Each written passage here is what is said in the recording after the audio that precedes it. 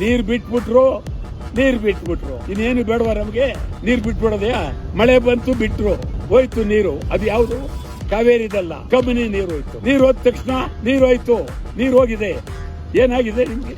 ನೀರು ಹೋದ್ರೆ ಇದೆಲ್ಲ ಯಾರು ಕೇಳ್ಬೇಕು?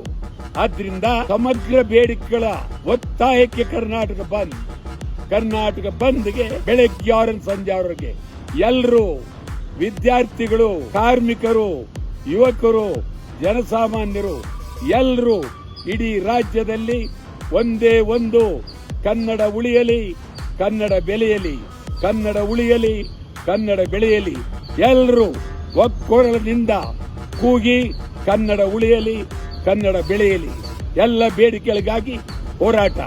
ಈ ಹೋರಾಟದಲ್ಲಿ ಸಂಪೂರ್ಣವಾಗಿ ರಾಜ್ಯಕ್ಕಾಗಿ, ರಾಜ್ಯದ ಜನತೆಗಾಗಿ, ನಾಡಿಗಾಗಿ ಈ ಹೋರಾಟವನ್ನ ಯಾವುದೇ ಕಾರಣಕ್ಕೂ ಹಿಂದೆ ತೆಗೆಯುವ ಪ್ರಶ್ನೆ ಇಲ್ವೇ ಇಲ್ಲ. ಹೋರಾಟ ಬಂದ್.